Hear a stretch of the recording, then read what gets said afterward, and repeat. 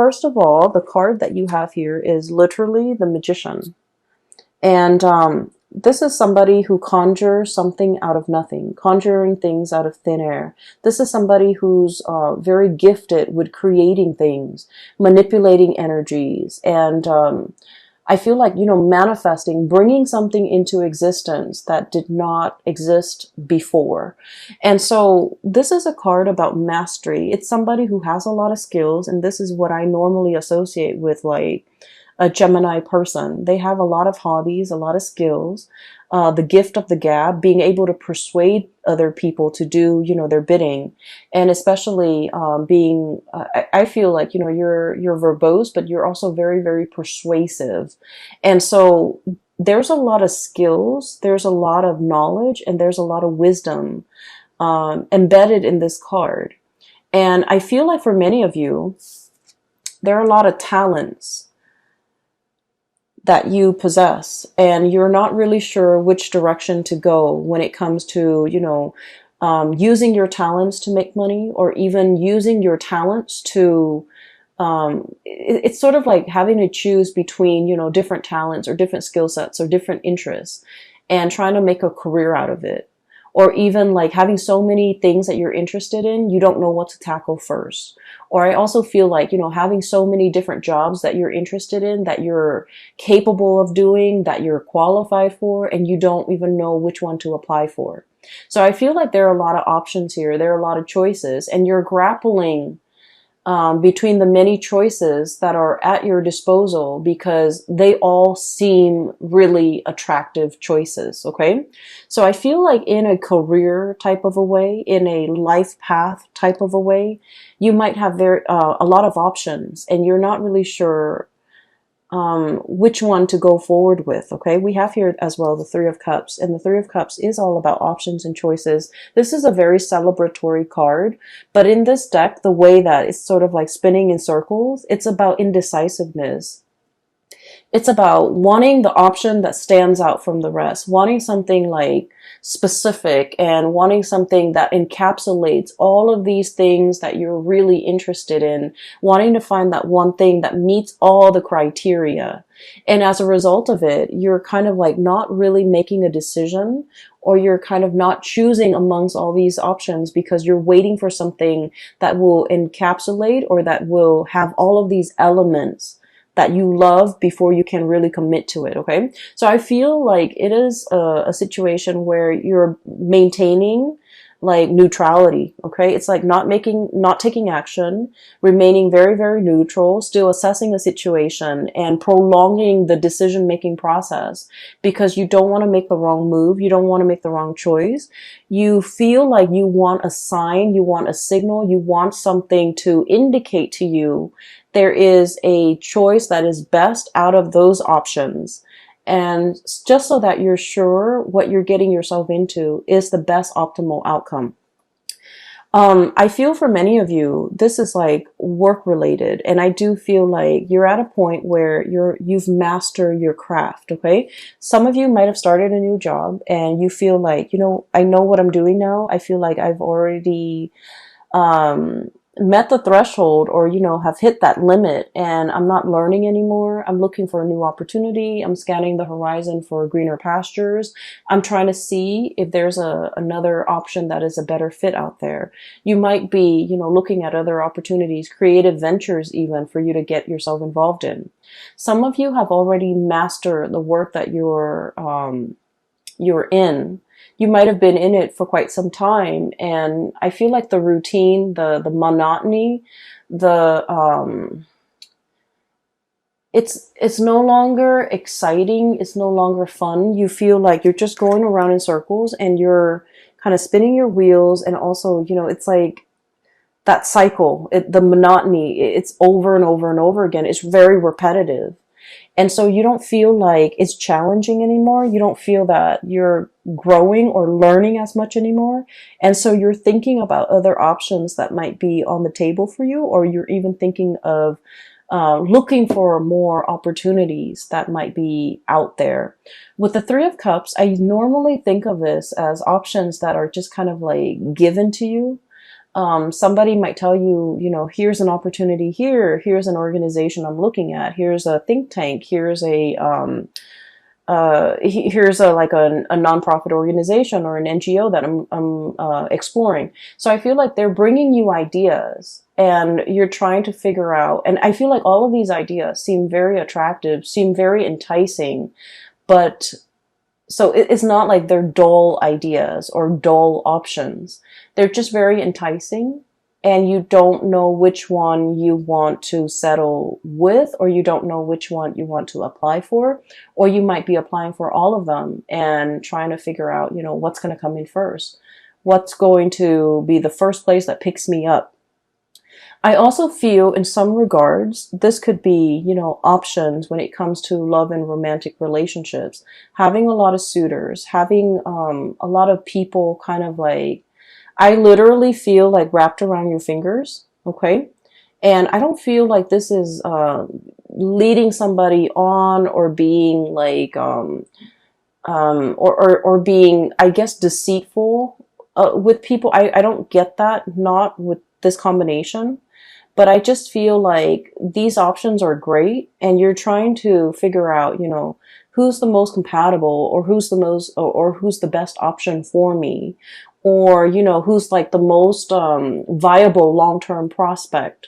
So you're looking for signs, you're looking for like signals to indicate to you who is going to be the best option, or what is going to be the best option, what's going to stand out from the crowd, and what's going to be the most viable person or job or thing or location or whatever it is. I feel like you're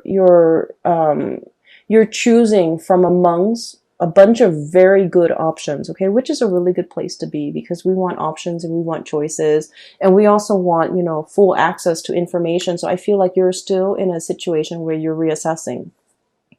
And then I also feel for others of you, there's a lot of especially if you're in publishing, okay? And I think I might have mentioned this last month, I can't remember. But if you're in publishing, if you're in any type of like situation where you're kind of marketing yourself. So like if you're a writer, if you're a singer, if you're a performer, and you kind of have to sell, I don't want to say sell yourself, that sounds terrible, but you have to promote yourself in some capacity. I feel like you've already got it, okay? And you have multiple people that might be vying for you to either sign on with them for a book deal, for example, sign on with them for like a specific art project, sign on with them for a performance, sign on with them for like a record deal, whatever it is. I do sense that you have the options at your disposal.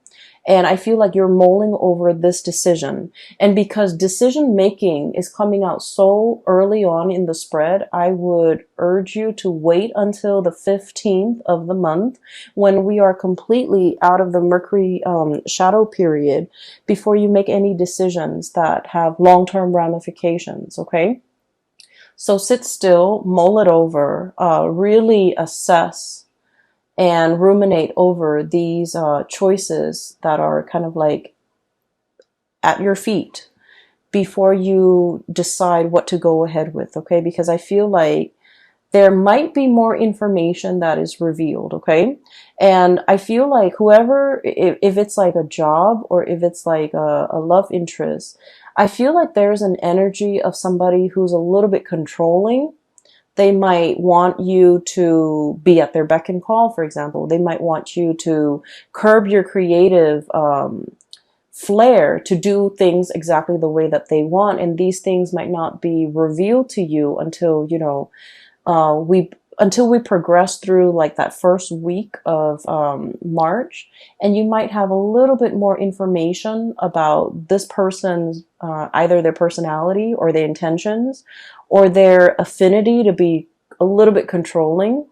And so if they're showing that aspect of themselves, it might rule out, or it might be like an indicator to you that this might not be a viable option for you, either in work, in somebody who's either, you're working under, who's managing you, or even like a potential relationship partner. Okay, so these things are going to start to show up, and I feel like it's going to be very subtle. But if you have like a lot of good options to choose from, you want to choose from the best. So the qualities revealed about this person in particular might be a little bit unsavory, and it will make you reassess your decision. Okay. So leave those big decisions until after the 15th, when we have Mercury going direct and we are out of that Mercury retrograde shadow period for you to make these important decisions. All right. So I also feel here, I'm seeing two people, and I feel like there is either like a compromise or a conversation that has been had. Okay. I feel like one person is spinning their wheels and the other person is trying to keep the relationship together. That's what it feels like to me. And I want to talk about these two cards. Three of Cups, once again, spinning your wheels, and the Chariot, trying to find direction. So I feel like this is a relationship. Okay. This is somebody that, you have a little bit of power struggle with, okay? And your energy here is the Magician. This is someone who's like very creative, okay? This is like the Gemini energy. It's someone who's very creative, who takes life very lightly, okay? And who they just want to have fun. They just want to have a good time, and they go through life in a very lighthearted, in a very like flamboyant manner. It's like the social butterfly. And then we have the Emperor, and the Emperor, just feel the weight of this person. It's all about duty and responsibility, and it's all about, you know, control, and it's all about like everything is very, very serious. So I feel like opposing energies between you as the Magician and whoever it is that you're dealing with as the Emperor. So this is someone who could, you know, in your eyes, they could be a little bit of a Debbie Downer. They're too serious for their own good, and they approach life in a very methodical, in a very serious way. And a lot of the times they don't really know how to lighten up. They don't really know how to take a joke. And I feel like it's hard for you to communicate with this person. You want to joke around, but they take offense to the things that might be said. And then at the same time, I feel like they're all like either very work oriented, and there's nothing else in their life, or they just really don't know how to have fun, or whenever you're around them, you just feel the weight of responsibility. Okay. So there is a little bit of power struggle here, and let me talk a little bit about that, and I'll talk about the rest of the cards in a little bit. So one person here feels like they're carrying the weight of the relationship. They're trying to move the situation along, and I feel like they understand that the two of you are very different, that it requires a lot of compromise, that it requires a lot of like give and take, and, you know, working with each other as a unit. And then I feel like the other person, and I feel like it's more your energy. So they're all about responsibility and, you know, getting from point A to point B. They're very, very serious minded. And then I also feel like the seriousness is in everything that they do. It's not just in relationships. It's in life. It's in work. It's in their family life. It's in their interpersonal relationship. It's in the way they discipline their mind. And so this person is just very methodical. They're trying to find the fastest route from point A to point B. And I feel like, you know, you don't mind if your life path meanders. You don't mind taking detours. You don't mind taking unexpected pit stops. You don't mind to, you know, like for you, it's not so much about the destination. It's more about the journey. And so the two of you philosophically are coming at life from like a different perspective. And as a result of it, it is very difficult to move together as a unit, to like work together as a unit. So once again, I just feel like this person doesn't want to lose control. Okay. And I feel like it has a lot, it's not like a personality flaw. I think like it's more of a survival mechanism for them. This is something they've had to do at a very young age, and it was very survival oriented. And as a result of that, they take life very seriously. You know, they mean what they say, and they do what they promise. And so they're very stable, they're very trustworthy, and very reliant. And so they have some amazing, really good qualities about them. And then I feel like they expect you to be a certain way, and you feel almost like you have to change yourself, or you have to cater, or you have to like be something that you're not in order to move this relationship along.